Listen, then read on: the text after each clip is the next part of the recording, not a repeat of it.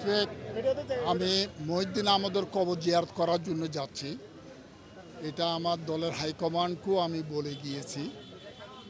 আমরা ৩টার সময় যাওয়ার চট্টগ্রাম শহর থেকে বের হওয়ার কথা, বের হয়ে ৩টায় ৪টায় যখন সত্তরঘাট ক্রস করি, সত্তরঘাট ক্রস করার কয়েকশো গজ সামনে গিয়ে দেশে দুই পাশ থেকে গিয়াসউদ্দিন কাদেরের স্লোগান দিয়ে ইট পাটকেল নিক্ষেপ করতেছে। তাদের হাতে গিয়াসউদ্দিনের পোস্টার আছে, প্লে কার্ড আছে, এবং এক পর্যায়ে তারা এসে আমার গাড়ি, সবাই যখন আতঙ্কিত হয়ে গেল,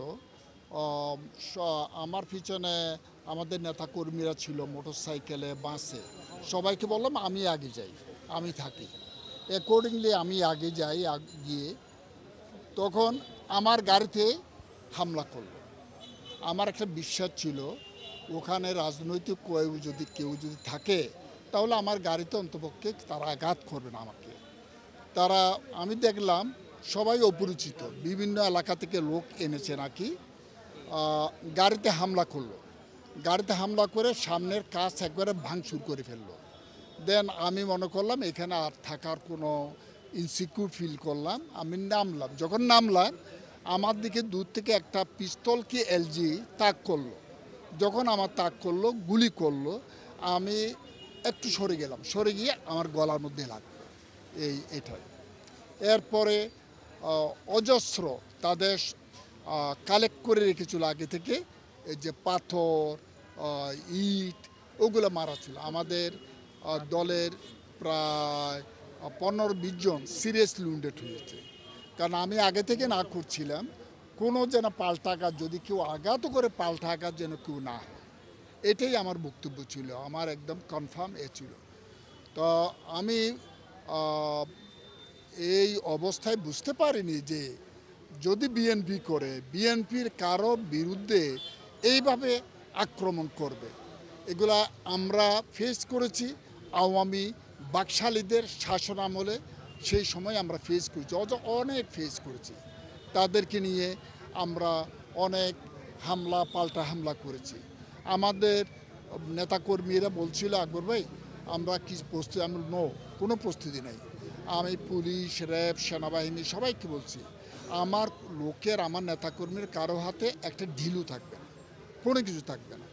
কিন্তু বড় দুর্ভাগ্যের বিষয় আজকে আওয়ামী বাকশালরা সাহস করতে পারেনি, কিন্তু গিয়াসউদ্দিনের নির্দেশে এই ধরনের দলের নেতাদের বিরুদ্ধে হামলা করছে। কয়েকজন হাত পা ভেঙে ফেলছে লাঠি দিয়ে। আমি এখন দেখে আসলাম। আমরা এখানে আসছি সন্ধ্যা 6টা-7টায়। আমি এখন কয়টা বাজছে, এখন আমি বের হচ্ছি 8:30টায় বের হচ্ছে। আমি নিজেও ট্রিটমেন্ট নিয়েছি। ট্রিটমেন্ট নিয়ে আমাকে বলা হয়েছে এখানে থাকার জন্য। আমি আসলে অবজারভেশনে থাকবো না। তো এই অবস্থায় এখন। আহত কজন, গুলিবিদ্ধ কজন? গুলিটা আমি একটাই দেখছি, গুলি আমার উপরে আমি দেখছি। আর বাকি সিরিয়াসলি 20-25 জন হবে সিরিয়াসলি, এবং মাথায় আঘাত হয়েছে, বমি হয়েছে, হাত ভেঙে হয়েছে। আমার এপিএস আশিকুর রহমান, তার অবস্থা খুবই খারাপ। অর্জুন, তারপরে সাজ্জাদ, নাসিমউদ্দিন চৌধুরী, এরকম অনেক নেতৃবৃন্দ আছে, তারা সিরিয়াসলি উইন্ডেড। সম্রাট সহ অনেক নেতৃবৃন্দ, হ্যাঁ। এটা এতদিন পর্যন্ত যে হত্যাকাণ্ডগুলি হয়েছে এগুলো কোনো রাজনীতির জন্য হয়নি, এগুলো হয়েছে চাঁদাবাজির জন্য।